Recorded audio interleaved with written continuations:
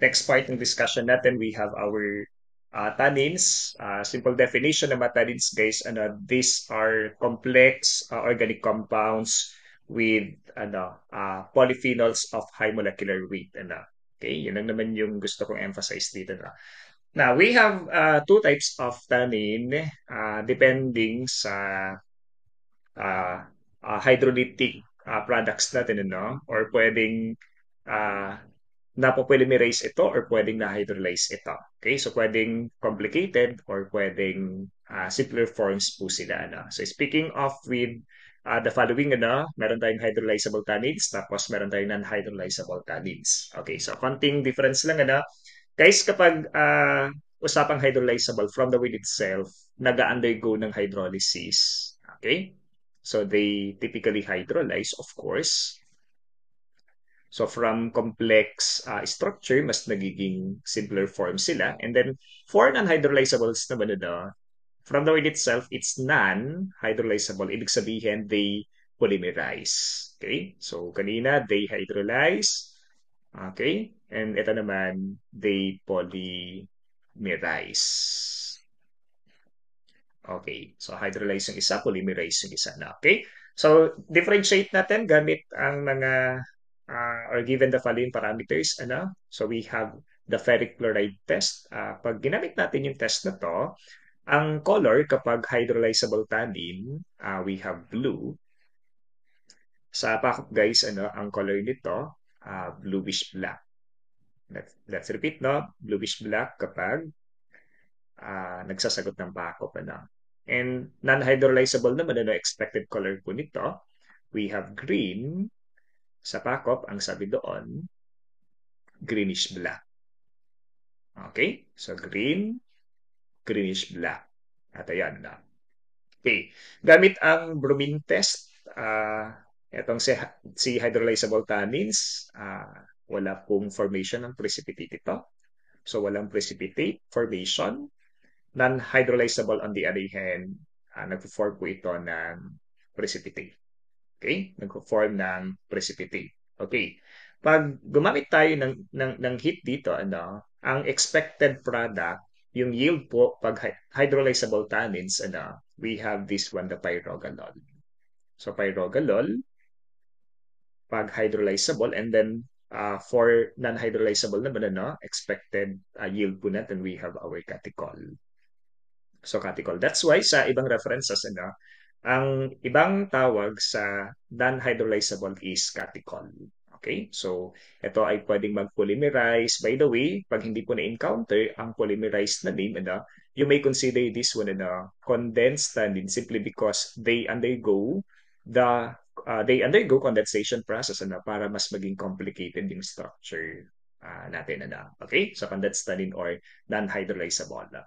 Next one. Gamit tayo ng boiled ng HCl, So kapag in-apply natin or nilagay natin ang HCl subject to boiling, ang expected na product natin dito, guys, we have this one, the gallic acid.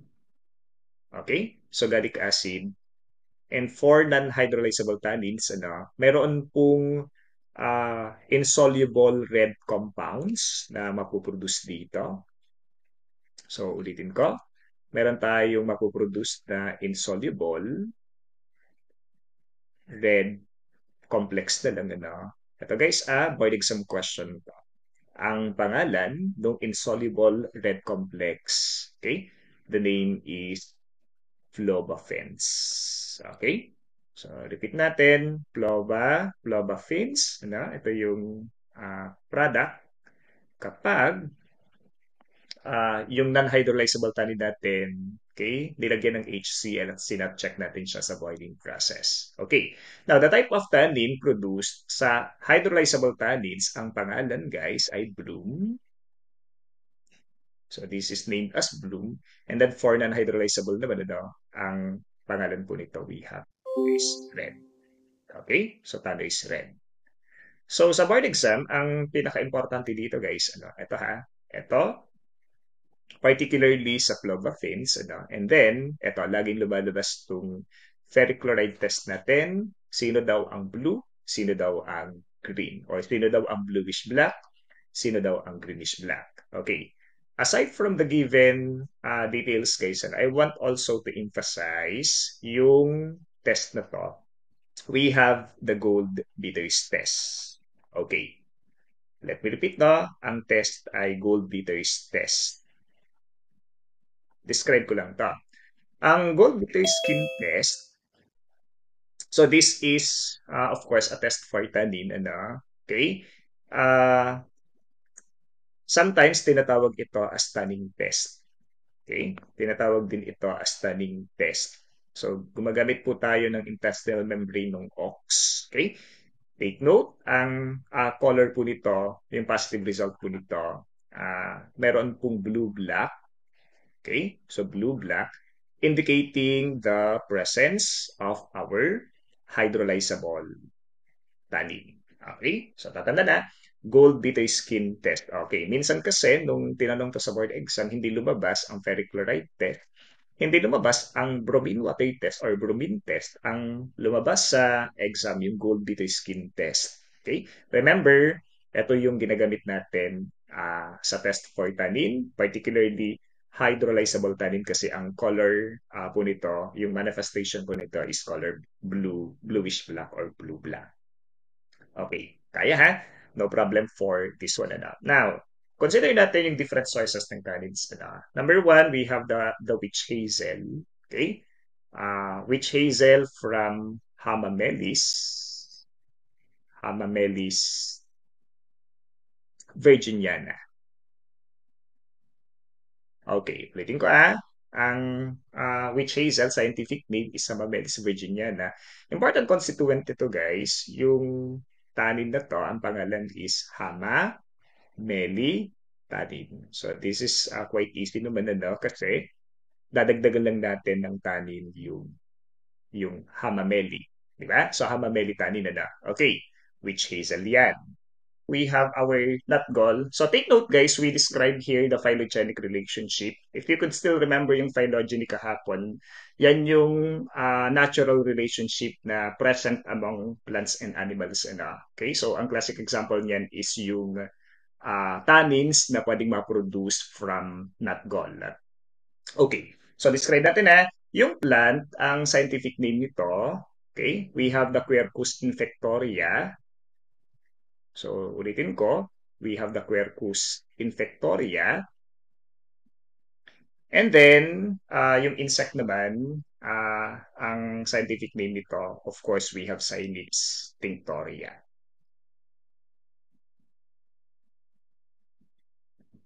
Repeat natin, Quercus infectoria, yung plant, and then Cynips tinctoria, yung insect. So magkakaroon ng phylogenetic relationship yung dalawang to para ma-produce natin yung tannin. Okay, let me just describe yung tannin guys, eto tanda to meron pong gallic acid. Okay? Meron din pong tannic acid ito. Okay? So tannic acid. And then, meron pong ellagic acid. Ellagic acid. Okay. So, ang gusto kong i-point out dito guys, yung most abundant tannin na present dito. Guys, previous board exam question dito, please remember yung gallic, tannic at saka ellagic. Pero pag lumabas yung tatlong choices na to, okay? Please take note, ang best answer for this one would be this one, the tannic acid. Okay? So sabihin na lang natin na most abundant ito. Ito yung most abundant product natin. Okay? Na pwedeng ma-obtain or most abundant constituent na pwedeng ma-obtain doon sa nut gall. Okay? So palatandaan nito guys, no? Not gallic acid. Not gallic acid instead. Ano to? Ang best answer for this is tannic acid, which represents the most abundant component na present sa ating nut gall. Okay? Ulitin ko. Plant, Quercus infectoria. Insect, we have the Cynips tinctoria. Okay ba yan? So, no problem for tannins. Now, let's consider yung volatile oils. Napaka-short lang ng tannins. Okay, dito tayo agad-agad sa volatile oils na. So, by definition guys, ang volatile oils natin, maraming pangalan to. Pero popular po yung ethereal oil. Okay? So sige, sulat natin dito ha.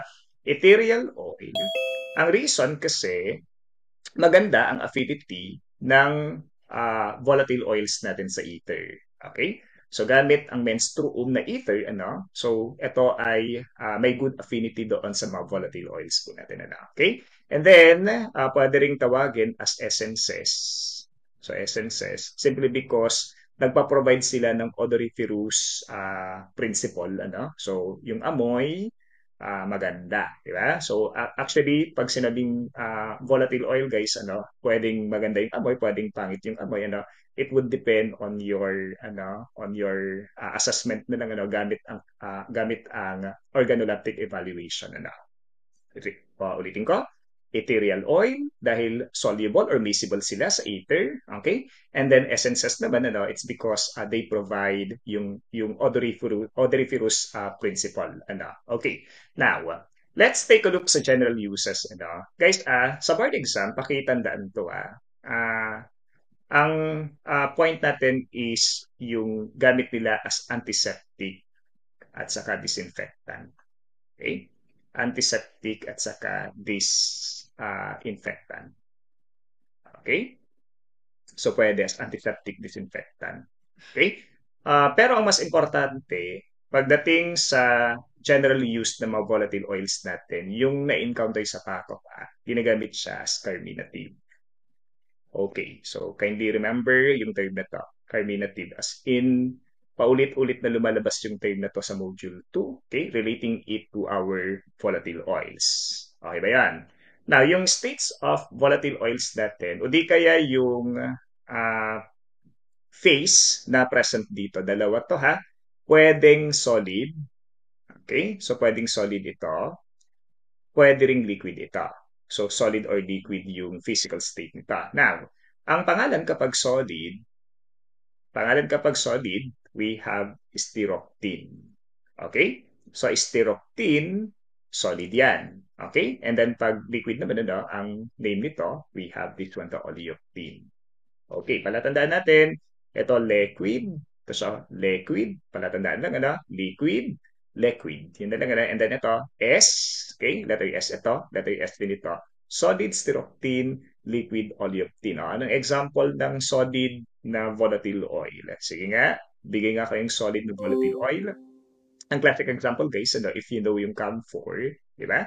So ang camphor kasi ay solid. And then, for liquid naman, ano, ang classic example nito, if you know yung pwedeng gamitin sa toothache, alam niyo ba yon? Okay? Yung present sa Eugenia Caryophilus, alam niyo ba yon? Sige nga, nasaan yung mga chat ninyo? So, tignan ko ha. Okay, yes, very good, ano? Meron tayong okay, Eugenia Caryophilus. Ang tinutukoy ni Sir na volatile oil, of course, we have our eugenol. Okay? So, example ng oleoptene, eugenol. Example ng styroptene, we have our camphor. Next, let's take a look sa mga properties ng volatile oils. No? So, property number 1, of course, they are odoriferous. Okay? Odoriferous. Maamoy. Okay, may amoy. Tatanda na, odoriferous, ano? Ang refractive index nila, mataas. Guys, paano natin ma-measure ang refractive index? Ano yung important instrument? O, sa module 6 lumalabas ito. We have the refractometer. Ginagamit natin ang refractometer dito. No? Okay? They are optically active, yes, because may abilidad sila na i-move ang plane polarized light to the right or to the left gamit ang polarimeter, of course. Okay? They can be distilled. Ibig sabihin, pwede silang i-subject sa heat, ano? Okay, at i-undergo ng condensation process that describes the distillation, ano? Pero, take note, hindi sila pwedeng isaponify. Instead, they what? Okay, remember guys, they resinify. Okay? They resinify. Okay. So, anong ibig sabihin nito?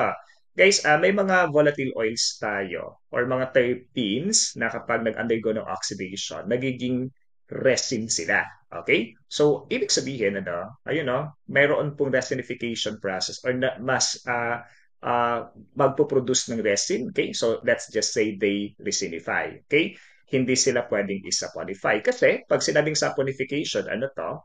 Ito yung kombinasyon ng strong base natin. Ano? So we have our strong base. So strong base such as our potassium hydroxide. Okay? Strong base such as potassium hydroxide. Okay? And then gagamit tayo ng fatty acid dito. Okay? May fatty acid to. So may fatty acid, may strong base tayo, may proseso na involved dito which is saponification. Which means, ang mga fats natin, ang mga fatty acids natin, sila yung nag-undergo ng saponification. Okay? Pero pagdating sa volatile oils, wala pong saponification na involved dito. Okay? Instead, ang oxidative mechanism na involved dito, tatawagin natin as resinification. Okay, hence they resinify. Okay ba yan? No problem for the descriptions of volatile oils na. Now, let's take a look sa methods of obtaining volatile oils. Okay, so expression method, guys. Ano, ang ibig lang sabihin nito, parang pinipiga mo lang siya. Okay? Or kumukuha ka lang nung uh, volatile principle gamit ang appropriate na equipment o di kaya gumagamit tayo ng manual method dito. No? Okay? So, dito tayo sa sponge method. So, from the word itself, guys, meron tayong sponge dito. So, gagamit tayo ng sponge. And then, kung ano man yung source ng volatile oil natin. Halimbawa, ito. Guys, alam niyo ba ito? Sige nga, ano to? Ay, ano to? Uy. Ito yung, halimbawa, dalandan, no? So, dalandan. Okay? Ang ginagawa dito, guys, no? Tinatanggal yung balat. Di ba? So, pagkatanggal ng balat, ikaw na bully, ang ginawa mo, pinigla mo sa mata ng kapatid mo, ayun, umiyak to day, Okay? Anyway, sa sponge method, ang ginagawa dito, so, tinatanggal yung balat and then, ina-express siya as such, And then, yung oil na yan ay i-absorb ng sponge na to. Okay? Malalaman mo kapag puno na to kapag may patak-patak na dyan sa baba, di ba? Okay? So meron pong gravitational attraction na involved dito, of course. Okay? And in here, yun, typically, gumagamit lang po tayo ng mechanism which is yung absorption mechanism. Okay? That is, yung volatile oil ay ina-absorb inside the system until mapuno ito at i-collect mo na yung volatile oil mismo. That's our sponge method. Now, itong si Aquila Picker method, gagamit tayo dito ng ang tawag dito, ng equil. Okay, parang ganito siya, no? So parang funnel siya, pero ang unique dito, marami siyang tusok on top, So, ang ginagawa dito, yung citrus fruit natin, o di kaya yung source ng volatile oil, kung ano man yung glands na present dito, okay? Yung mabutas-butas na present dito, tutusukin yan nung mga to. Okay? So, in short, na-express natin yung volatile oil dito. And then, i-collect lang natin yung oil. Okay? It's because mayroon daanan siya dito hanggang sa ma-obtain na siya at mailagay na siya sa appropriate na container. That's our Aquila Picker method. Okay? Etong sa inflorescence method naman, guys, pakitandaan yung method na to, kailangan ito sa paggawa ng, diba, pamada. Alam niyo yung pamada? Okay? Alam niyo bang ibig sabihin nito? Guys, typically, ang ginagawa dito, meron pong container dito, So, yung container na to, lalagyan natin ito ng waxy substance dito. Okay, remember, may wax dito which means non-polar siya. So, since non-polar ito, may good affinity ito sa mga volatile oils natin. So, maglalagay lang tayo ng, halimbawa, ng petal dito, Yung petal na to, may volatile oil siya, at saka, yun yung pupunta doon sa system. Okay, so ibig sabihin, mapo-form na natin yung pamada, yung pomade. Okay? So that's our inflorescence method. So inflorescence method, Aquila Picker method, at saka sponge method, all of which are parts ng expression method. Okay? And dito sa extraction process, guys, from the wheel itself, mayroon pong addition ng menstruum dito. Okay? So gagamit tayo ng menstruum, guys. Kapag menstruum, ang tinutukoy lang dito, we have the vehicle or the solvent. Ang mga important solvents natin, halimbawa, meron tayong alcohol, di ba? So meron tayong alcohol, okay? Ano pa? Meron tayong ether, okay? So meron tayong ether and other solvents na pwedeng gamitin para ma-obtain natin yung volatile oil. Okay? So I mentioned enzymatic hydrolysis, and sabi natin, pag enzymatic hydrolysis, kailangan natin ng enzyme which is in the form of myrcene. Okay? So for emphasis, kailangan ito kapag gusto nating i-convert ang sinigreen, di ba? So kung gusto nating i-convert ang sinigreen at saka yung sinalbin sa isothiocyanate. Okay? So isothiocyanate, ulitin natin, pag sinigreen, it's allyl isothiocyanate. Bilugan ko na lang to ha. So this is allyl isothiocyanate. And then yung isa, we have acrynyl, di ba? So acrynyl isothiocyanate naman yung sinalbin. Okay, yung spelling tayo sa sinalbin, Okay? Ulitin ko. Sinalbin, acrynyl isothiocyanate, Sinigreen, allyl isothiocyanate, ang enzyme requirement po nito. Myrcene, so involved ang enzymatic hydrolysis. Okay ba yan? Okay. Next guys, ito, very, very important sa words to. All about distillation method, So, mayroon pong involvement ng heat dito, generally. Okay? Pero may distillation method na wala ding heat, And that is our water distillation. Okay. So, kapag water distillation, guys, particularly applied ito sa mga dried samples. Okay? Sa mga dried samples. And not only that, kapag sila ay sensitive sa heat, kailangan ng water distillation. Okay? So, dried sample at saka sensitive to heat. Okay, ulitin ko ha.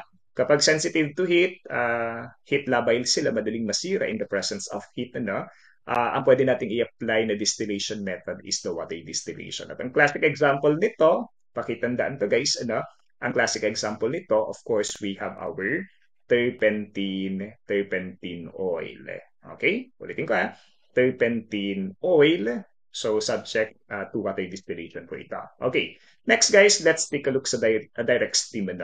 Pag-usapang direct steam guys, ang ibig sabihin nito, yung gagamitin natin na sample dito is fresh. Gagamitin natin na sample dito is fresh. Okay? Guys, may direct steam, ibig sabihin may application ng heat ito. Okay? So kapag yung volatile oil natin ay hindi naman sensitive sa heat, ang pwede natin i-apply is yung direct steam distillation. At ang classic example po nito, we have our what they call this. Wait lang iniisip ko na sa dulo ng dila ko. We have the peppermint oil. Okay? So pwede ang peppermint oil or peppermint, ito na lang. Sama natin dito ang spearmint. Okay, so spearmint. Alam niyo ba ibig sabihin ng spearmint? Ito yung spearmint number 1, spearmint number 2, gano'n. Kalokohan ni Sir na. Okay? Peppermint, spearmint. Okay? So, sila ay mga volatile oils or volatile oil sources na pwedeng i-subject sa direct steam distillation. Okay. How about water and steam distillation? So, it's a combination of water at saka yung steam distillation. Kumusta naman to? Anong ginagamit dito? Pwedeng dried ito. Okay? Or pwede rin namang fresh ito. So, dried or fresh naman po. Ito. Okay? So, ang punto po nito, ang volatile oil source natin sinasubject po siya sa boiling process. Okay? So, boiled po yung source ng volatile oil. Ang classic example, so classic example natin, we have our cinnamon oil. Yung cinnamon kasi, kailangan natin dito yung bark, Okay? So, sinasubject natin siya sa boiling process. And ganun din, pwedeng i-apply yung water and steam distillation sa ating clove oil. Okay? So, applicable din ito sa clove oil. Kaya ba yan?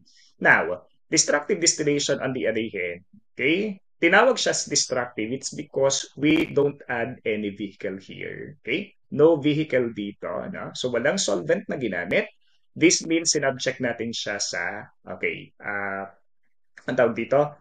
Direct heat without the use of any vehicle. So, anong ibig sabihin nito? Yung expected product natin dito, okay? Yung expected product natin, okay? Makakapag-produce tayo dito ng empyreumatic oil. Okay. Ulitin ko empyreumatic oil. At anong ibig sabihin ito? Yung empyreumatic oil, ito yung volatile oil na parang sinunog mo at ang amoy po nito, of course, smoke-like siya. Okay? Tatandaan, smoke-like siya. Okay? So, smoke-like o di kaya burnt-like odor siya. Okay? Smoke-like or burnt-like Okay? So burnt like odor naman ito.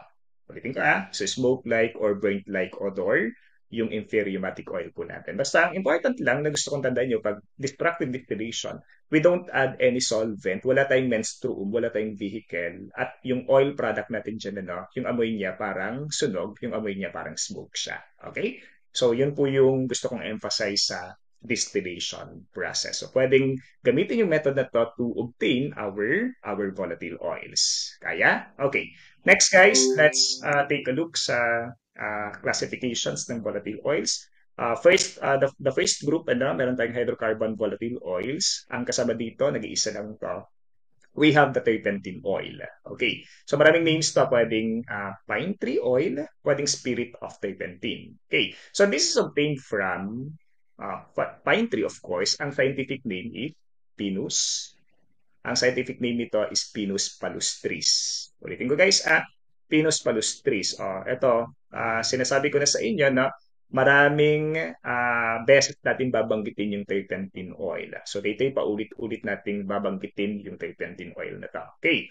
Now, special constituent ng turpentine oil, hydrocarbon kasi siya eh. Okay? So dahil hydrocarbon, ibig sabihin, purely carbon ang constituent na naka-attach doon sa ating hydrogen. So, pwedeng saturated or pwedeng unsaturated po ito. So, I'm just saying na ang hydrocarbon component ng turpentine oil natin, tatawagin natin siya as alpha-pinene. Let me repeat.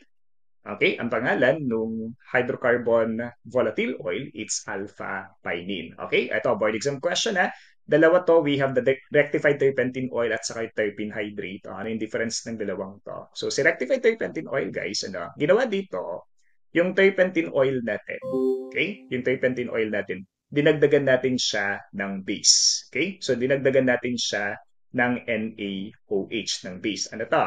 We have the rectified turpentine oil. Okay. Iba ito sa terpene hydrate. Kasi sa terpene hydrate, ang ginawa natin dito, yung rectified turpentine oil, sinubject natin ito sa proseso ng neutralization.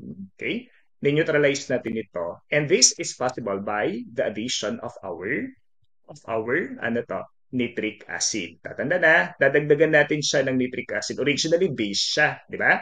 Originally, may base po na present, which is the rectified turpentine oil, and then dinagdagan natin ng HNO3. Ito ay na-convert into, okay, ang pangalan is the terpene hydrate. So this only means na ang turpentine oil plus NaOH plus HNO3 or nitric acid, mapoproduce natin yung mapoproduce natin yung terpene hydrate. Okay ba yun? Huwag kakalimutan rectified turpentine oil plus sodium hydroxide. Pag yung rectified turpentine oil natin, dinagdagan pa ng HNO3, ang product natin, of course, we have the terpene hydrate. Kaya? Terpene hydrate. Next. So, pag-usapan natin ang alcohol volatile oil, guys, ano to? Palagay ninyo? Ano to?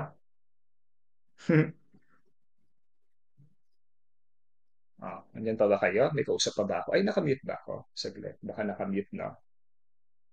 Ay, joke lang. Okay, so what's this? So this is our orange flower, di ba? So ito yung rose natin, Okay? Ito yung ating peppermint, of course. And then, may other sources pa tayo ng volatile oils na. Okay. Now, let's take a look sa mga volatile oils, Ito guys, kailangan ko ng participation nyo dito, sa boards kasi volatile oils, popular po yung classification dito. Sige. So, ito yung natin choices. Sabihin nyo kung ano yung partner dito sa baba. Okay? What is Rosa gallica? Ano to guys?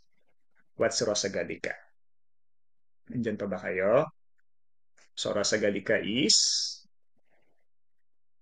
Okay? Rosa gallica is very good. Rose. So, rose, ano yung important na constituent na present dito? Guys, mag-ingat dito. Alcohol volatile oil siya, ibig sabihin ang ending ay all. Okay? Ang ending ay all. Generally, ang ending ay all. Okay. So, ang example, okay, we have this one, the geraniol. Okay? Geraniol. Alcohol volatile oil to. I'm just describing the the most abundant alcohol volatile oil na present sa mga plant samples na binigay natin na. Okay? So, rose oil, meron siyang geraniol, isa siyang alcohol volatile oil. Next po, menta pipirita tayo. What's this? Guys, ano yung menta pipirita natin? So, we have this one, the PO, the peppermint oil. Very good. The peppermint oil. Okay, so the peppermint oil. Okay, mag-ingat kasi meron tayong menta spicata. Okay, menta spicata. What is menta spicata? Ano to? Ano to guys? What's menta spicata? Ito yung, ano sagot? Okay, spi. Okay, very good. We have the spearmint. Pangalan guys, spearmint. Tatandaan to spearmint spicata. Okay, paano kapag menta arvensis? Alam niyo ba yon? Menta arvensis, yun yung kasama sa 10 halamang gamot, di ba? Oh, sorry, menta cordifolia pala, no? So, mali yung sinabi ko, no? It's menta cordifolia. Pag menta arvensis, okay? Actually, ano yun? Peppermint, ano pa rin yun? Yeah, I think, yeah, yun. Okay? So, anyway, bagitin na lang natin mamaya yan, ano? For now, menta spicata is spearmint, and menta pipirita, we have the peppermint. To, perita. Diba? So, pipirita, peppermint. Okay. Japanese peppermint oil, ito yung kanina na binanggit ko na. Ito yung ating menta arvensis. Okay, ito yung ating menta arvensis. This is the Japanese peppermint oil. Okay. Guys, ano yung important constituent? Of course, kailangan nito, or ang important constituent, we have our menthol. So, remember, yung menthol. Okay? Menthol is a component of, kung alam niyo yung Listerine, so Listerine. Ibig sabihin, pwedeng gamitin ito as antiseptic. Okay? So, pwedeng gamitin as antiseptic. So, special mention tayo sa Listerine na to. Guys, di ba, mouthwash to? Tama? So, mouthwash ang Listerine. Sounds good, ano? Pero, yung menthol component ng Listerine, okay? Wag na wag yung ipasok in vivo, Okay? Huwag niyong lunukin dito. So, dapat ang gagawin dito is the swish and spit method. Okay? Do not swallow yung Listerine kasi yung menthol component na present sa menta pipirita, okay? Nag-act siya as a cardiac depressant. Tatanda na, cardiac depressant ang ating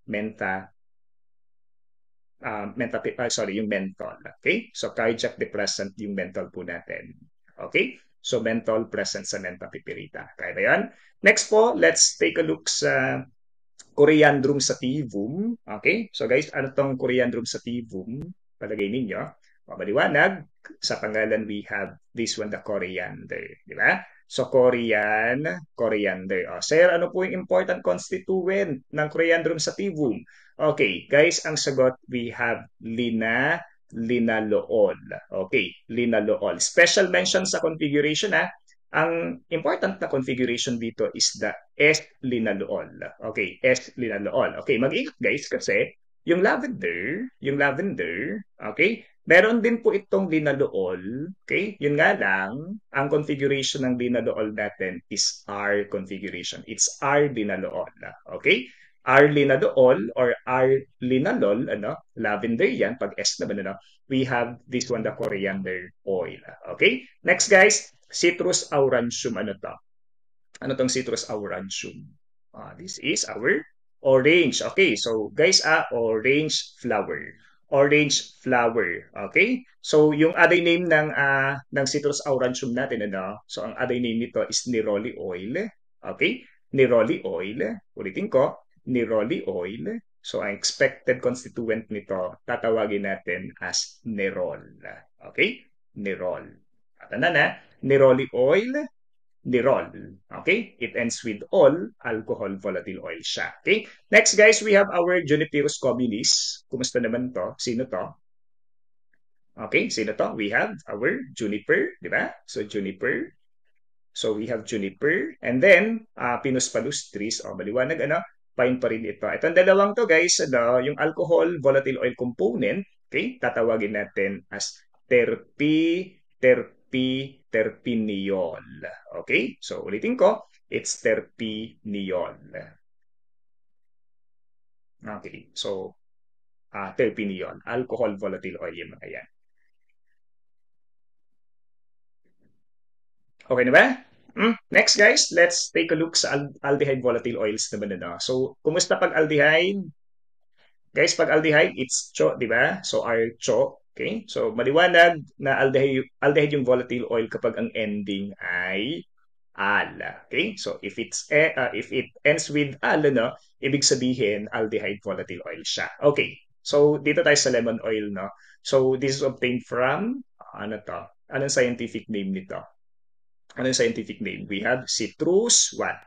Citrus, ano daw guys? Citrus limon. Di ba? Citrus limon. Okay? Ulitin ko. Citrus limon.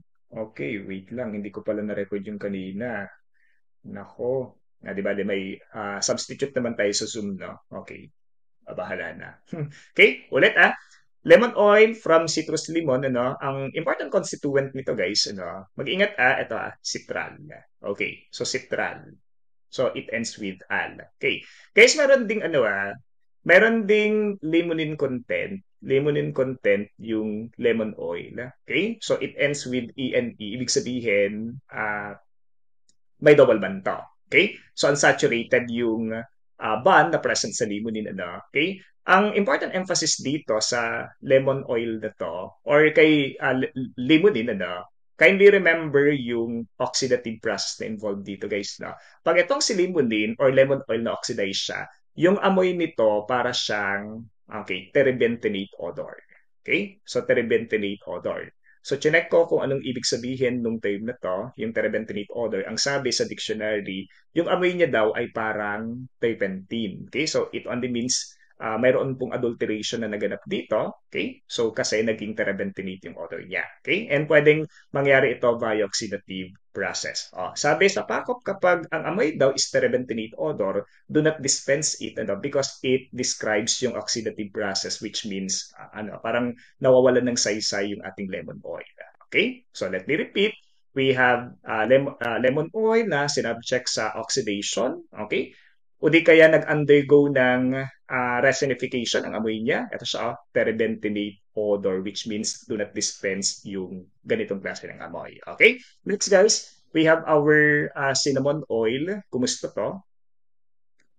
From, saan to na-obtain? From cinnamomum. Okay? So this is from cinnamomum. Cinnamomum cassia. Okay? So from Cinnamomum cassia. Remember Cinnamomum cassia. Ano yung important constituent nito? Alam ng lahat we have cinnamic aldehyde. Okay? So cinnamic aldehyde or similar ito doon sa cinnamaldehyde. Similar lang to sa cinnamaldehyde. Ulitin ko guys, similar ang cinnamaldehyde at saka cinnamic aldehyde. So ano yung important use nito? Of course, ginagamit ito as flavorant, di ba? So ginagamit siya as a flavorant, Yung flavorant na to, take note na pwedeng mag-cause din ito ng allergic reactions, particularly sa ibang tao. So, yung iba, chinecheck muna kung may cinnamon kasi allergic daw sila dito sa klase ng oil na to. Okay? So, cinnamon oil, let me repeat, flavorant siya.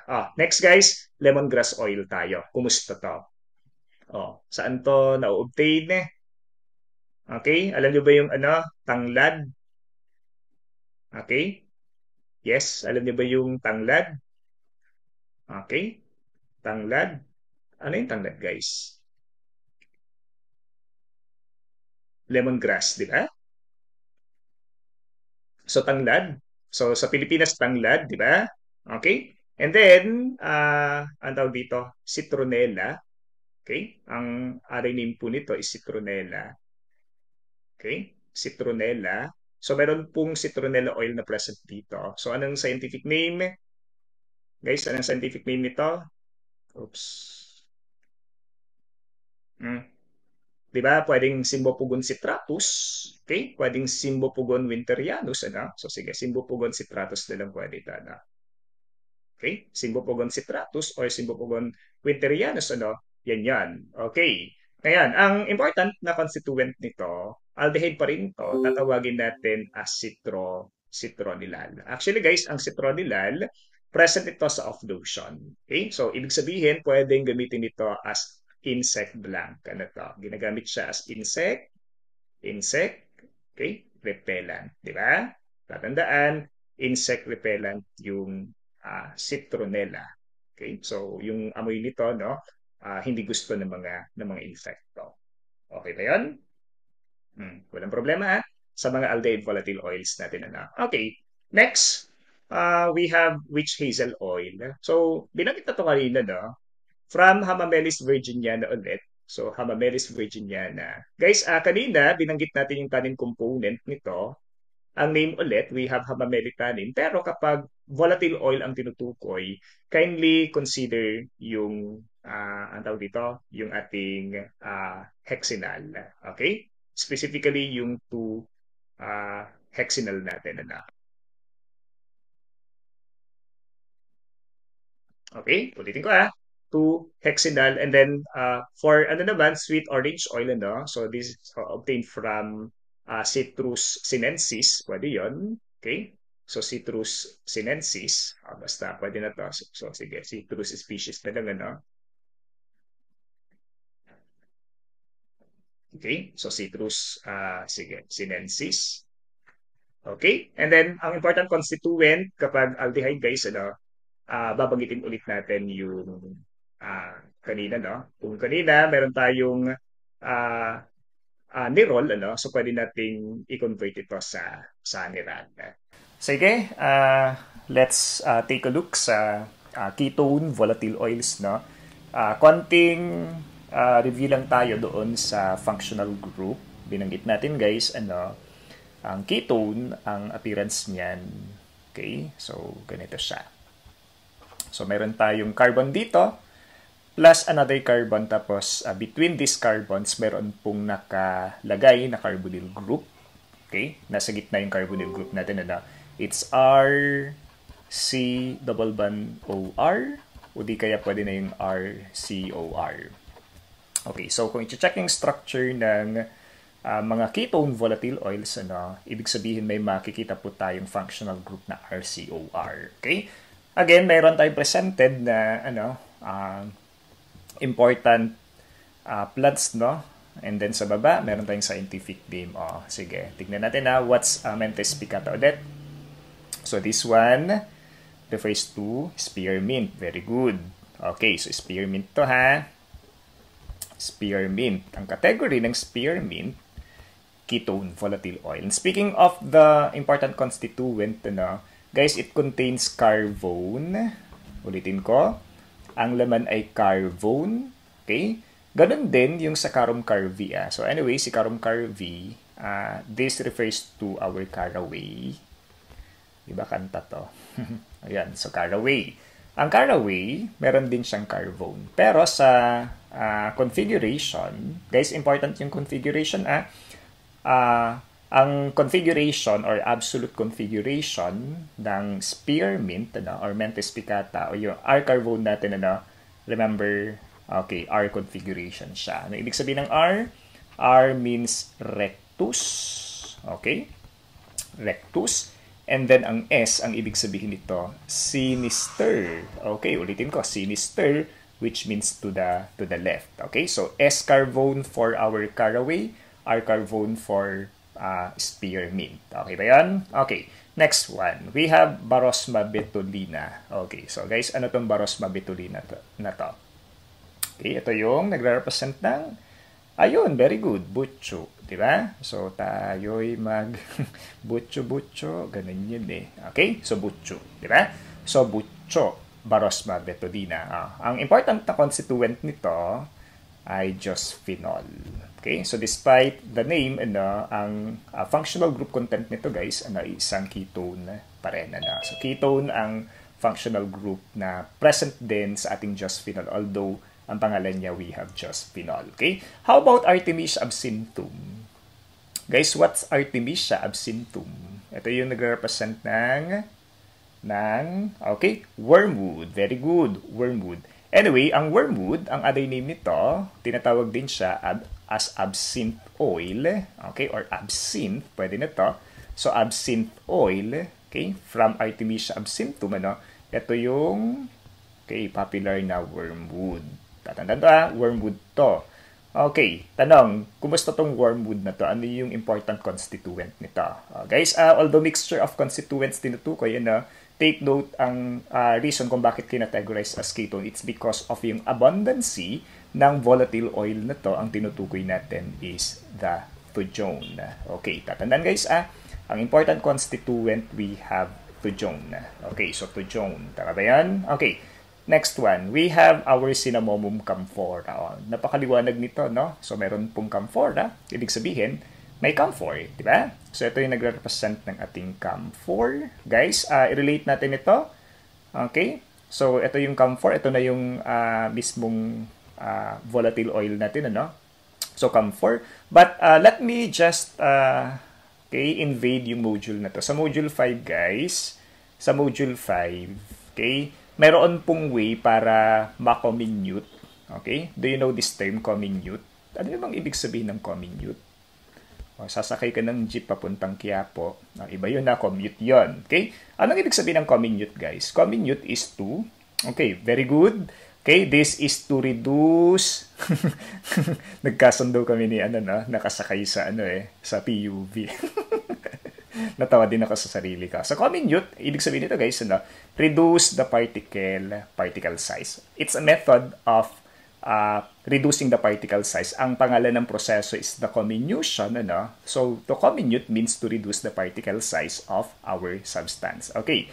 Now, etong si camphor kasi, take note, yung appearance nito, di ba solid ito? Okay? Kapag piniperform natin ang trituration process, normally, di ba lumiliit yung particle size? Pero dahil ang substance na to ay something gummy, okay? Ang ibig sabihin, dumidikit lang siya doon sa surface ng mortar mo. Okay? So, ang tanong, ano ngayon ang way para ma-reduce ang particle size ng camphor? Sige nga, anong pangalan ng method na yon?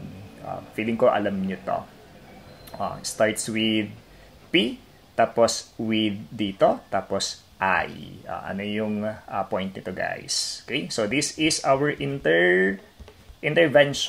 Okay, so intervention. Ito yung second word natin, So, intervention. So, itong P dito, this one describes the pulverization. Okay, pulverization. Actually, sa ibang books, guys, by intervention or pulverization with intervention. Pwede yan. Pulverization by intervention or pulverization with intervention. Di ko alam kung bakit na iba pa yung with sabay, parang yung ginamit na preposition na iba na, Okay? So, take note sa mechanism na to or sa process na to. Ang ginagawa dito, guys, ay gumagamit tayo ng volatile substance, Okay? Volatile, sige, gamit tayo ng volatile solvent dito. Okay? Yung volatile solvent na to, guys, while inside the system, halimbawa, dito yung ating pangit yung mortar ko, So, halimbawa, guys, kunyari lang mortar to, mortar and pestle, Okay, kunyari lang, So, ito siya. Okay, so, ang ginagawa dito, okay, andito si camphor. So, si camphor, habang nasa loob ng system yan, ibig sabihin, kailangan natin na i-combine si volatile solvent and then we do the typical trituration process. Okay?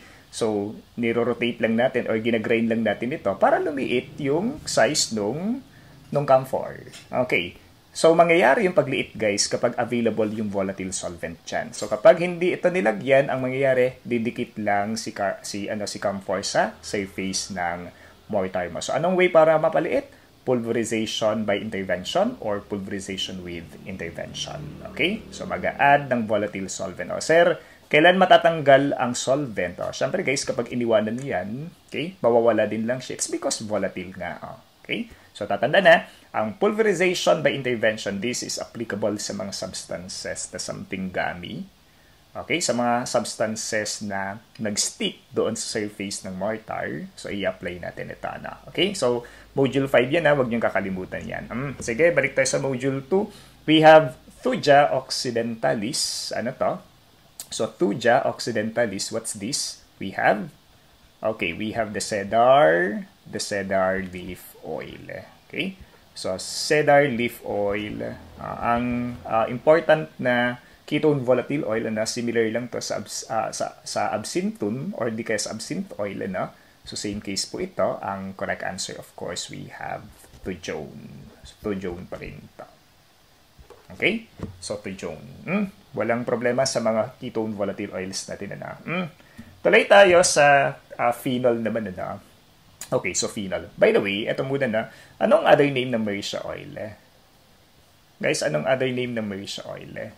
Ano to? This is also known as, hindi nutmeg, starts with letter B. Okay, so the name is bay oil. So, bay oil lang to. So, bay oil and cade oil naman, similar ito sa ating juniper tar. Juniper tar. Okay. Guys, etong si juniper, ano tawag dito? Hinahanap ko yung active ingredient nito pero wala parang wala akong makita na phenol volatile oil pero ipapresent ko na lang later Okay? Okay. Unahin natin si Thymos vulgaris. What's this muna? Anong Thymos vulgaris natin? Okay, very good. It's thyme. So, thyme. Tatanda na, it's thyme. Ang important na constituent, of course, we have our thymol. Guys, sa module 1, lumalabas to. Anong gamit ng thymol? This is an anti-what? Okay, very good. Antifungal siya. Tatandaan to guys, important to sa module 1. Antifungal ang thymol obtained from thyme or Thymus vulgaris. Okay, next, ito popular din to. Eugenia caryophyllus. Okay, ano to? We have the clove, di ba? So, ang galing. So, clove oil naman ito. So, sa scientific name, guys, maliwanag sa name din yung constituent nito. Important constituent is eugenol, di ba? So, it's eugenol. Guys, ano ang gamit? So, ginagamit ito as, okay? So, ginagamit siya as dental what? Dental analgesic siya. Ulitin ko ginagamit siya as dental analgesic. So, available siya as a toothache drop So, kapag masakit ang ngipin mo at naganap tayo ng something pabawas ng pain, So, pwede tayong gumamit ng eugenol hanggat di pa nakapagpa-check up or hindi pa napupunta sa dentist, Okay? Dental analgesic, available siya as a toothache drop. Okay. Pimenta racemosa naman tayo. What's this? Sige nga, ano yung pimenta racemosa? Okay.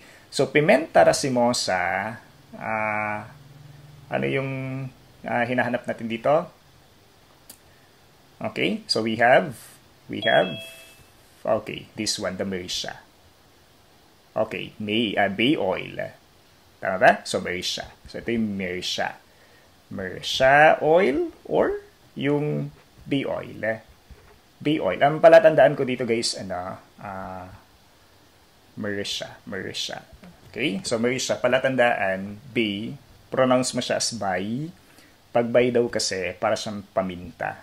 Piminta, ganun, Okay. Again, palatandaan yun, wala kong ibig sabihin doon. So, bay, sounds like paminta. Bay, sounds like paminta. Parang ganun. Okay? Mauritia oil or bay oil. Tama yan?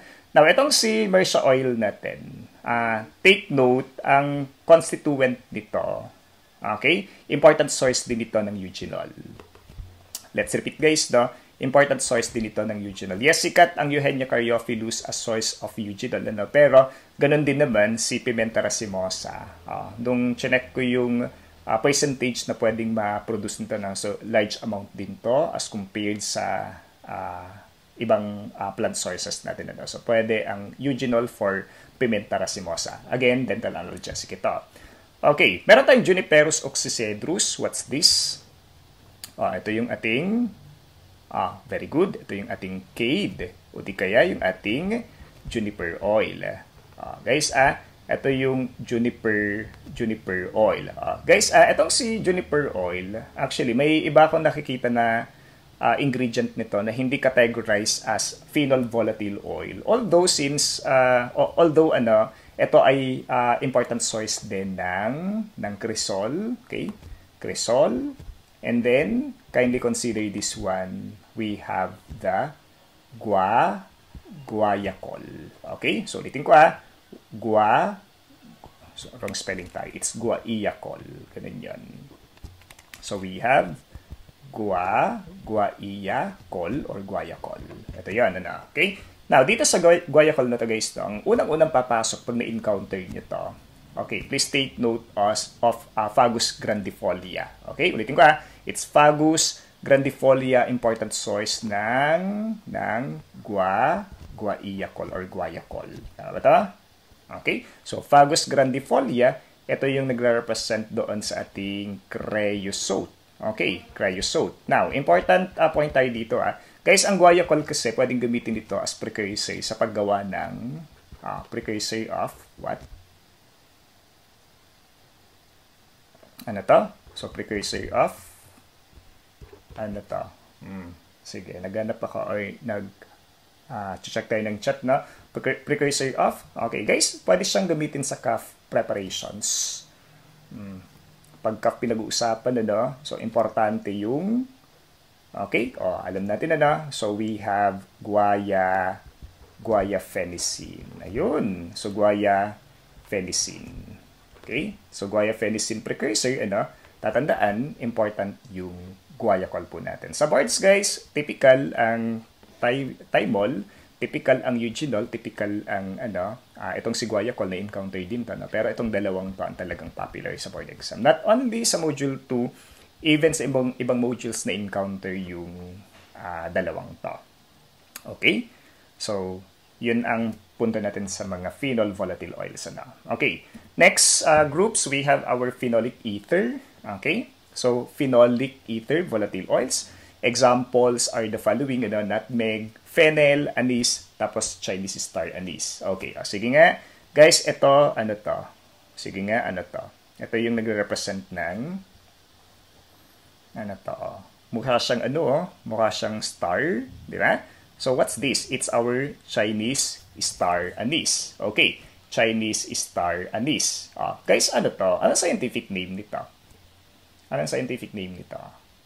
Okay, so the answer is Elysium verum. Ito yun ang Pimpinella anisum guys, Pimpinella anisum rather, so this one represents the anise.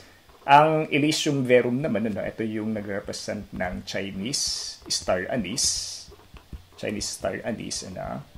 Etong pangatlong image, guys, this one is our nutmeg.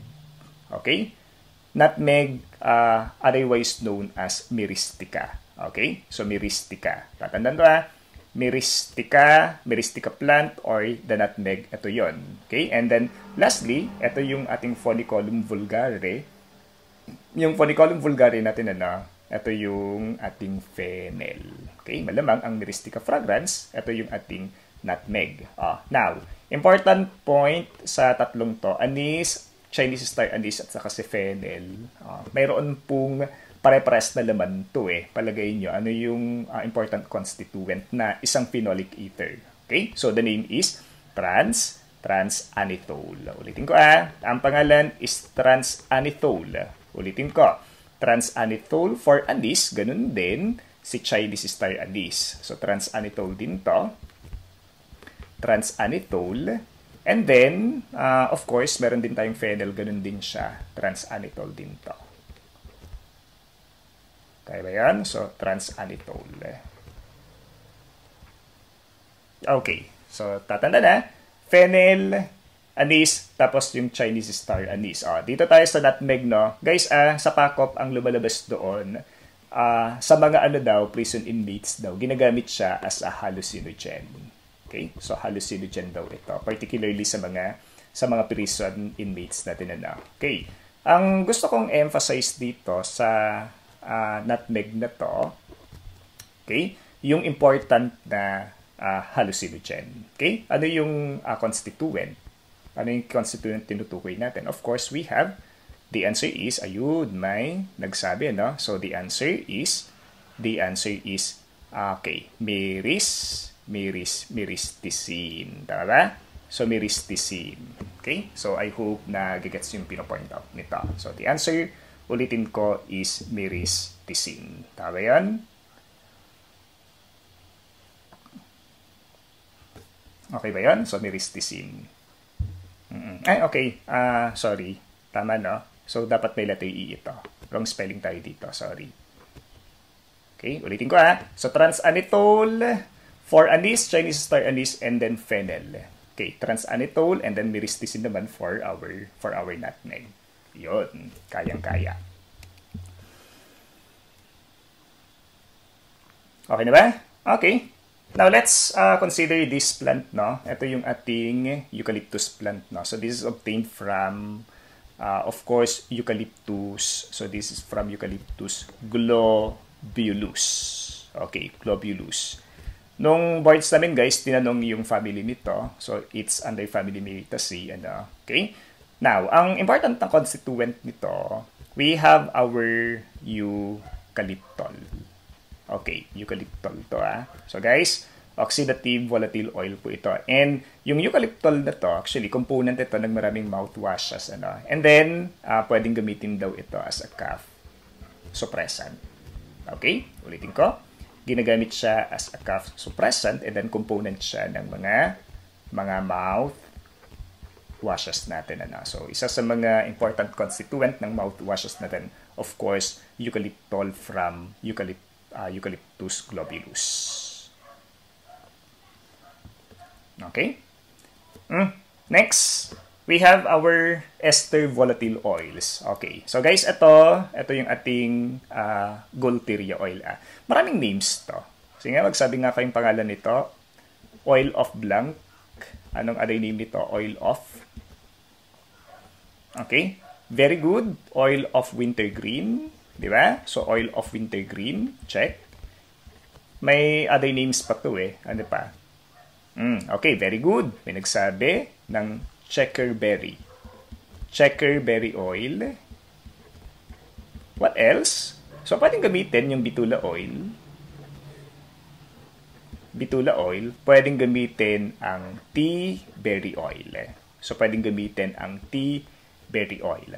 Okay, so this is obtained from, okay, ang scientific name nito, of course, it's Gualteria. So, Gualteria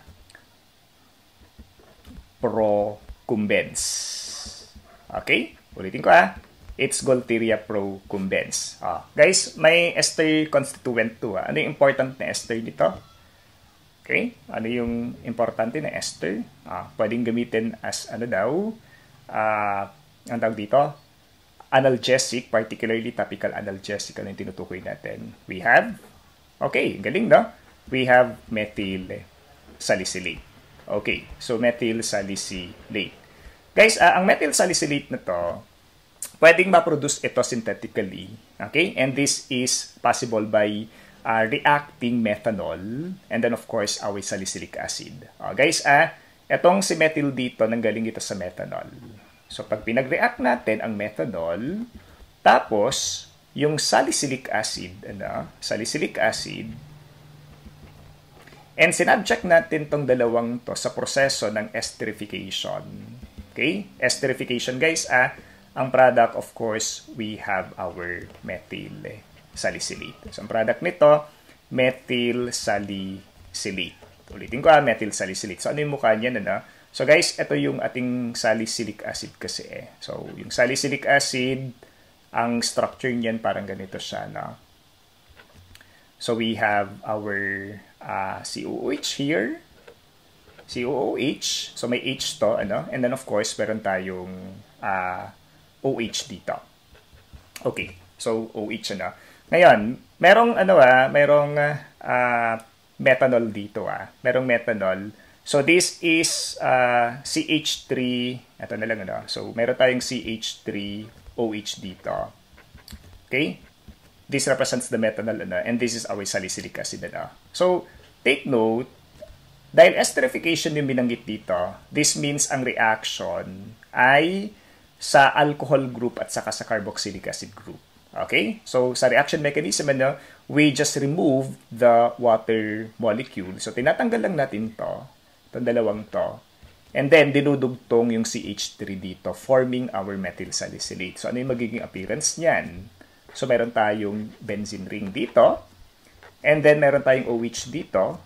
And then, meron tayong COO dito. And then, of course, we have our CH3. So, this one is our methyl salicylate. Ito yung nag-represent ng methyl salicylate natin. Okay? And of course, may byproduct tayo dito which is water. Tama? Now, anong gamit ng methyl salicylate na to? So, this one can be used as a topical. Ginagamit siya as a topical analgesic. Ulitin ko ginagamit siya as a topical analgesic. So, ibig sabihin kapag masakit ang ulo mo, masakit ang bewang mo, isa kang sex bomb pag ganun, Hindi, pag sakaling masakit ang katawan, so, after strenuous exercise, pwede tayong gumamit ng topical analgesic which is si methyl salicylate. By the way, ang methyl salicylate, ano yung mga preparations na pwedeng pagkuhanan dito? Sige nga, may available ba sa market na may methyl salicylate?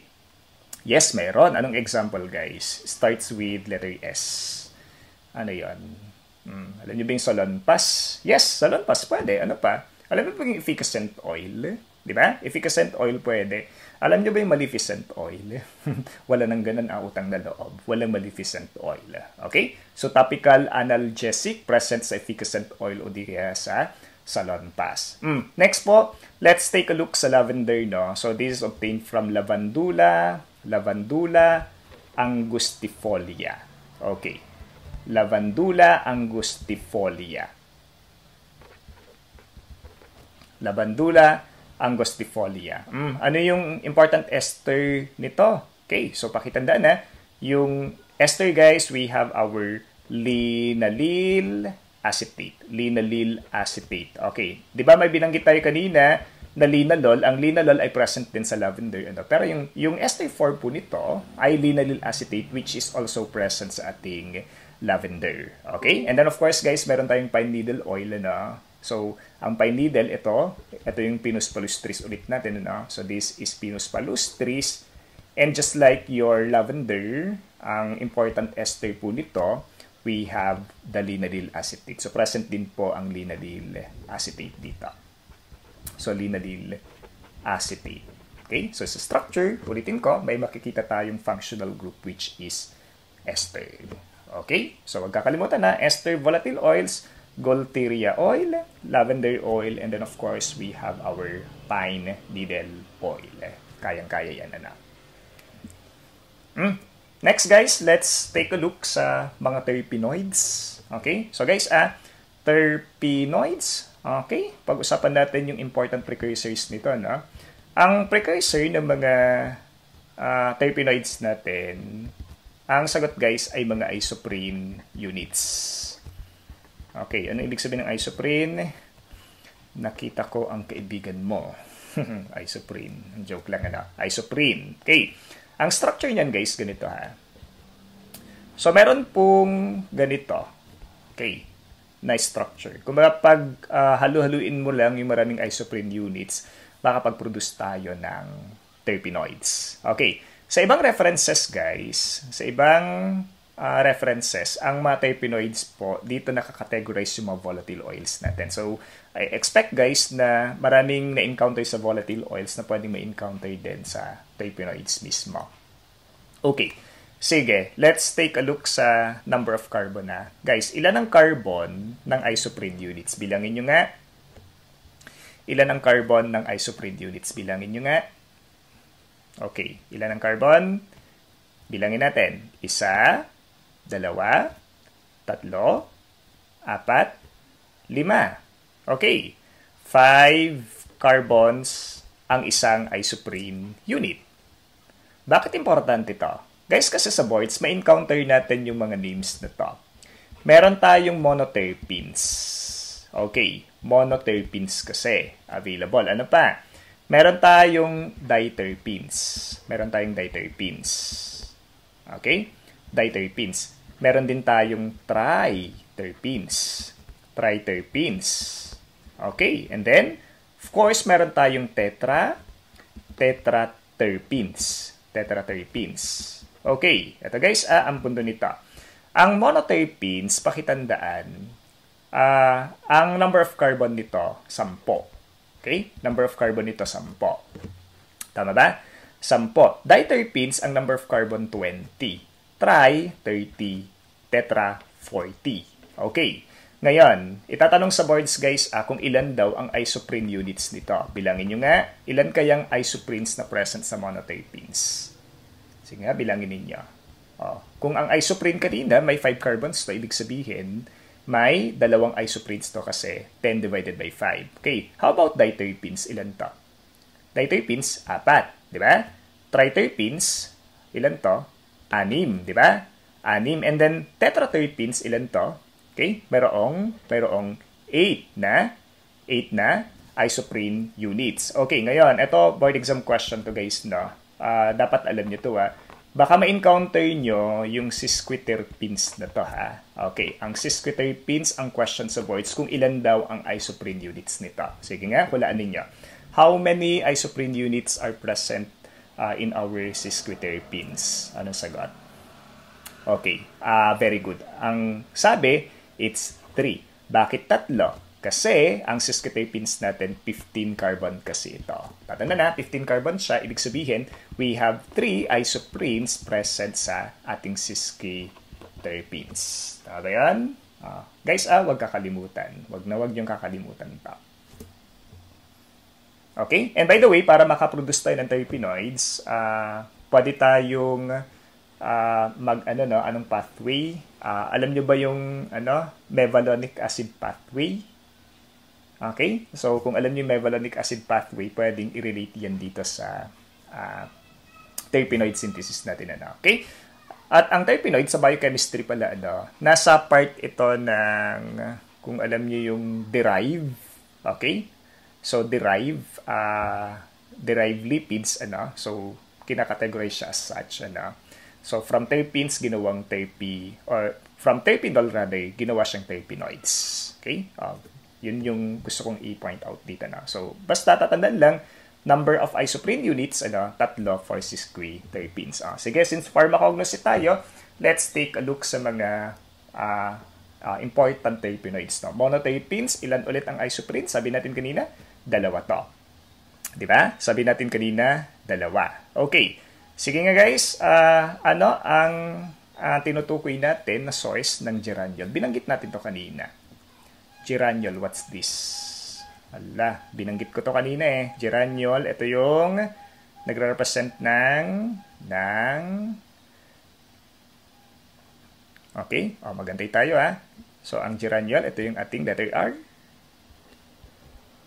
Okay, meron tong present to sa rose, di ba? So, sa rose, present. Okay, linalool from lavender, of course, limonene. Ano sabi natin sa limonene kanina? Present ito sa lemon. Alpha-pinene, terpentine, R-carbone, and S-carbone. Guys, itong R-carbone, ito yung ating spearmint, di ba? So, spearmint. And then, S-carbone, this is caraway. Itong thymol, anong sabi natin? Thyme oil, di ba? Thyme oil. Itong nerol, ito yung nag-represent ng ating orange flower.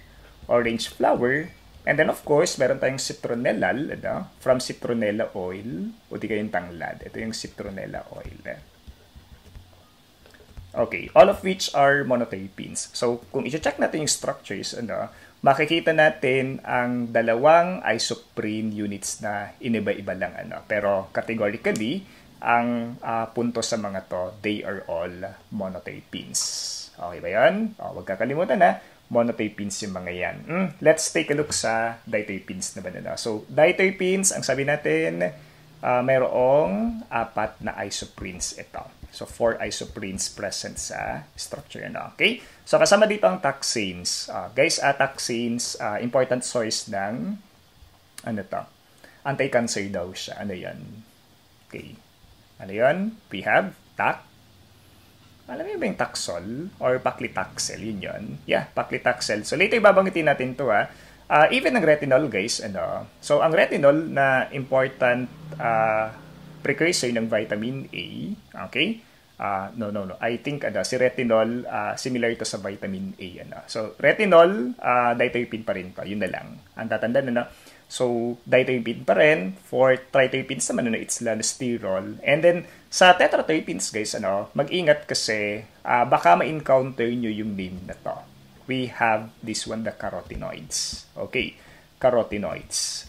So, carotenoids, sa structure po nito, ang dami-daming isoprene units na present dyan. 8 yan, Kaya siya tinatawag as tetraterpene. Ang kasama, we have lycopene, di ba? So, lycopene na present sa, guys, ito, board exam question to.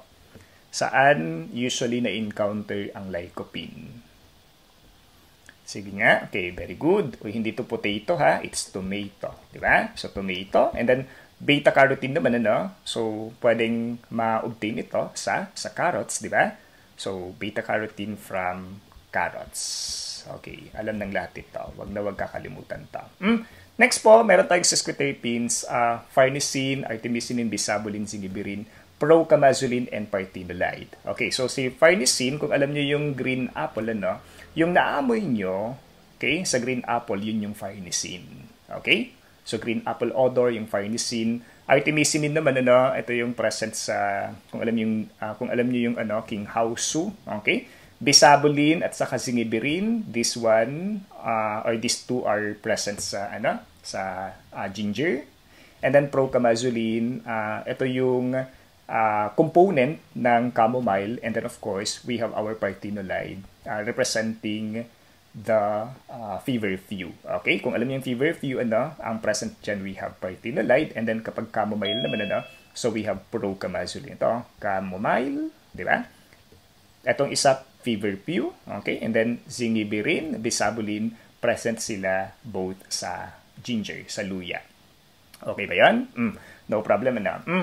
Ngayon, let's take a look sa mga important terpenoids. Guys, ito. So, ito ang nagrepresent ng king hausu. Wala to sa handouts nyo, Ito yung ating king hausu. Ito yung mukha ng ating valerian. Okay? So, this is our valerian. Okay? Ito, guys, para siya makopa, pero hindi talaga siya makopa, Okay? Ito yung ating taxol. Okay? Ito yung ating taxol. Source ng paclitaxel. Ito naman, ito yung nagrepresent ng chamomile. Diba? So, chamomile, medyo kamukha niya yung isa, Okay? Medyo kamukha niya si feverfew. By the way, this is chamomile. And ito, hindi ko alam kung nakakita na kayo nito, Ito yung nagre-represent ng forskolin. Okay? This one is our neem tree. Okay? Ito yung ating neem tree. Sa ibang lugar, ang pangalan nito is paraiso plant, And of course, meron tayong feverfew dito. And then, guys, ito, alam ko kabisado nyo to. Ito daw yung pwedeng gamitin para tumaas yung focus mo sa inaaral mo, Okay, pinapaganda nito yung circulation mo sa dugo. Okay, ang consequence nito, nakakapag-isip ka na matino. Ano yung tinutukoy natin? What's this? Okay, very good. It's ginkgo biloba. So, this one is our ginkgo plant, di ba? So, ginkgo plant. Okay, ito yung ating taxol, di ba? So, ito yung ating taxol. Ito yung ating ginkgo plant. Ito yung ating chamomile plant. Kaya? Okay, sige. Tignan natin, Pag-usapan natin yung mga terpenoids ulit na Artemisia annua. What's this, guys? Ito yung ating Artemisia annua. This is our king hausu. Ito yung ating king hausu. Okay, so king hausu. So king hausu. Guys, ang important na constituent dito, yung natural substance na present dyan, ang pangalan ay artemisinin. Okay? So, artemisinin. Tatandaan nyo, guys, it's artemisinin. Okay, so may other forms to. Kapag minodify natin ito, itong si artemisinin, magiging artemeter siya. So, kung alam niyo yung artemeter, So, artemeter, pwede. And then, meron tayong artesunate. Okay, so artesunate. Artemeter, and then artesunate. Okay, ulitin ko, artemeter, and then of course, artesunate. Guys, anong functional group kapag artemeter? Pag ito, nalito ka pa, kukurutin ka ng nail cutter. Okay? It's an ether, di ba? So, ether. Itong artesunate naman, it ends with 8. Kapag 8 kasi, ito yung nomenclature natin pagdating sa mga esters. Okay? Ito yung ating ester form na. Now, artemisinin, artemeter, artesunate, silang tatlo ay pwedeng gamitin sa management ng treatment of what? Anong sagot, guys? Treatment of? Okay? Ginagamit sila sa treatment of board exam question to. Particularly si artemisinin. Very good. Treatment of malaria. malaria. Ulitin ko treatment of malaria. Lalo kapag mayroong resistance sa other drugs, so pwede natin gamitin ang artemisinin. Okay? So, sa treatment of malaria. So, pag-usapan nyo na lang yung gamit nito sa Module 1. So, may mga anti-malarial drugs doon and malamang presented ang ating artemisinin. Okay. Next one, we have Taxus brevifolia. Ito yung ating Taxol, of course. Ito yung ating Taxol. At ano yung important na constituent nito?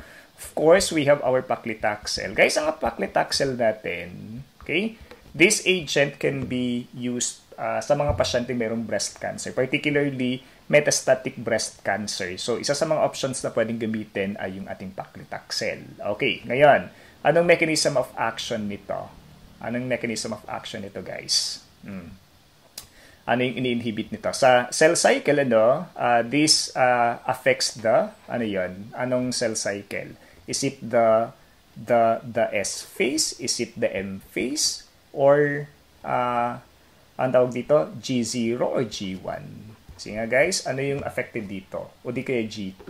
Ito yung nag-represent ng cell cycle kasi This S represents the DNA synthesis. Itong M naman, ito yung mitosis, okay? So, mitosis, ang affected dito ay yung, pag-usapang guys, taxel, so, paclitaxel, or taxol, okay? Pag na-encounter itong taxi na to, basta may relationship sa sasakyan, yun yung palatandaan ko. Sounds like taxi, ganun, ang tatandaan. Of course, we have our mitosis. So, inhibit nito is the M phase of the cell cycle. So, M phase of the cell cycle. Okay ba yan? Okay, so tatanda na, paclitaxel, inhibitor ng M phase. Sige nga, guys, i-relate lang natin meron kasing alkaloid din Meron ding alkaloid na blocker din ng M phase. Cell cycle specific din siya. Anong tinutukoy ni Sir? Anong tinutukoy ni Sir? Starts with letter V. Ano yan? Okay, anong tinutukoy? Very good. The answer is vinca, di ba? So, vinca alkaloids. Example, vincristin, vinblastin, ganun. So, ang sabi ko sa inyo kanina para matandaan, pag M phase, guys, may kinalaman sa sasakyan, di ba? Ito, taxi at saka bangka. Pag taxi at bangka ang affected dyan, M phase. Okay? For the sake lang na matandaan nyo mnemonic lang natin yun. Basta may kinalaman sa pwedeng sakyan, whether taxi o di kay bangka yan, M phase ang target po niyan. Okay? Next po. Matricaria ricotita. Okay. Matricaria ricotita. Sa Asia, guys, ang kino-consider as ginseng ay yung Panax ginseng. Pero sa Europe, guys, ang Matricaria ricotita, this is labeled as the ginseng of Europe. Tatandaan to nililabel siya as ginseng of Europe. So, nililabel siya as ginseng of Europe.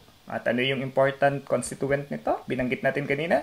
We have procamazolin, di ba? So, ang important constituent, let me repeat, okay? It contains procamazolin. At yung procamazolin na to, mayroon daw siyang anti-inflammatory property. Okay? So, procamazolin, ginagamit siya as anti-inflam plus the fact na yung Matricaria ricotita na to, So, chamomile, take note, may effect din ito which is yung nagpa-provide siya ng relaxing effect. Okay? So, kapag ininom mo to as tea, expect natin na kakalma ka dyan. It's because of the procamazolin content, although ang important dito yung gamit nito as anti-inflammatory agent. Okay? Matricaria ricotita, let's repeat. This refers to our chamomile. So, chamomile yan. Tama ba yan? Next, guys, let's take a look sa Valeriana officinalis. Okay. So, Valeriana officinalis. Ano to? Yung nasa outs ninyo, officinali pero it's officinalis. Valeriana officinalis. Ano to? It's our valerian. Di ba? So, ang valerian, guys, tatandaan, ginagamit natin ito as sleep aid. Okay? So, this means, pwedeng gamitin ito sa mga taong may insomnia. Di ba? So, Valeriana officinalis, Valerian sleep aid lang to. Si Coleus forsculin naman, important source ito ng, ang tawag dito, ng forsculin. Okay? So, ito yung ating forsculin. Ito guys, hindi masyadong importante sa words to. Ang Even sa PACOP, hindi ko pa na-encounter ito, no? So, Coleus forsculi or forsculin, pwede ito. Okay? And then, Azadirachta indica naman, ito guys, paki-highlight to, popular ito sa boards, Azadirachta indica. This is what? Ito yung nagre-represent ng ating name tree. Okay, ito yung ating name tree guys, huwag kakalimutan yung name tree. And ang scientific name nito, of course, Azadirachta indica. Guys, ang Azadirachta indica na to, pwedeng gamitin as, ano tawag dito? Pwedeng, may kinalaman sa insect din ito eh. Okay? So, sige, i-ano ko na lang muna, no? Dito muna tayo, Mayroon tayong Aza dito. Guys, may question ako dito. Aza. What's Aza? Okay. Tunog, what? Anong gamot na katunog ng Aza? Anong gamot ang katunog ng Aza? We have, okay, tama ko yung naiisip. Ang sagot, Asa. Aspirin. Okay. According kay paring Roberts, yung book natin, Pharmacognosy and Pharmacobiotechnology, and ang asa or Azadirachta indica, guys, wag daw itong ibigay sa bata. Okay? Bata na mayroong viral infection. Okay? Viral infection. Tatanda na. Viral infection. So, pag binigay daw itong Azadirachta indica sa batang mayroong viral infection, magkakaroon daw siya ng syndrome na similar sa ginagawa ng aspirin. Ano yung tinutukoy ni Sarah? Sige nga. So, child plus viral infection, particularly kapag mayroong fever na present dito. Di ba? Hindi pwedeng ibigay kapag may fever due to virus or viral infection kasi magkakaroon si patient ng syndrome na similar sa aspirin. Ano yung tinutukoy ni Sir ulit? Starts with letter R. Ano to? We have RE. Tapos, why? Huwag kakalimutan to guys, the answer is the Rey syndrome. Tatandaan to Rey syndrome. Akala nyo aspirin lang siya. May nagsasabi din po na libro ng Azadirachta indica, pwedeng mag-cause din ito ng Rey syndrome. Okay? So, ayun palatandaan natin dito, Asa means Aza. Aza, Rey syndrome. Ano yung sinasabi ni Sir na gamit nito? Guys, ang Azadirachta indica, ginagamit siya as insect anti-fidant. Tatandaan to ginagamit siya as insect anti-fidant. Insect anti-fidant. Yan yung important use ng Azadirachta indica. Okay, next po, meron tayong ginkgo biloba. Okay, so this is our ginkgo. Okay? Actually, may ginkgo na ganyan. Meron din ako nababasang ganito. Ginkgo. Okay? May ganito. Ginkgo or ginkgo. Okay, so ginkgo or ginkgo. Guys, ito, pwedeng gamitin to inhibit the platelet aggregating factor. Ito yung nakikita na mechanism kung bakit gumaganda yung sirkulasyon ng dugo mo. Okay? So, dahil improve ang blood circulation mo. Okay? Improve ang blood circulation mo. Ibig sabihin, nakakapag-isip ka ng matino o nakakapag-focus ka sa inaaral mo. Okay, ulitin ko Ginkgo biloba may abilidad na inhibit ang platelet aggregating factor. Pag inhibited ito, ibig sabihin mas gumaganda ang blood flow sa katawan. Okay? Kapag maganda ang blood flow, ibig sabihin mas na-improve mo yung focus mo sa mga inaaral mo. So, pwede ka mag-take ng ginkgo biloba. Yun nga lang, dahil sa inhibition ng platelet aggregating factor, expect guys na kapag nasugat ka, pwedeng ma-prolong yung bleeding time. Okay? So, yun ang sinasabi sa ginkgo biloba. Okay? Huwag kakalimutan to So, pwedeng gamitin ito sa mga, actually sa mga supplements guys, may claim na memory enhancer, dahil daw yan sa presence ng ginkgo biloba. Okay? And of course, Tanacetum parthenium, So, we have our feverfew, So, ang feverfew, okay, scientific name niya, ito siya, Tanacetum parthenium, and it contains parthenolide. Okay? So, parthenolide lang ang important constituent nito. Ulitin ko it's parthenolide. Diba? So, parthenolide to. Okay? And then, of course, guys, meron tayong vitamin A, part pa rin ng terpenoid. Ito, Beta-carotene is the precursor. Okay? Is the precursor Okay, ito yung precursor ng vitamin A natin. Ano? And another thing na gusto kong emphasize ay yung vitamin A derivative na to, which is yung isotretinoin. Okay, guys, ang isotretinoin pwedeng gamitin sa management ng ano. Okay, alam niyo ba yung term na to? We have the cystic acne. Ulitin ko pag na-encounter ang cystic acne, okay, so, ito yung klase ng acne na as in talagang malaki. Okay? Cystic talaga siya. May cyst. Okay? Pero acne, ano? So, pwedeng gamitin si isotretinoin. Yung nga lang, guys, ano? Si isotretinoin, bawal na bawal ibigay sa buntis. Okay? So, bawal ibigay ito sa buntis. Bakit? Kasi teratogen yung ating isotretinoin. So, expect, guys, ano? Kapag na-expose si baby dito, no? Pwede siyang mag-suffer sa hydrocephalus and other fetal manifestations. Okay? That's our isotretinoin na derivative pa rin ng vitamin A. Okay, walang problema dyan,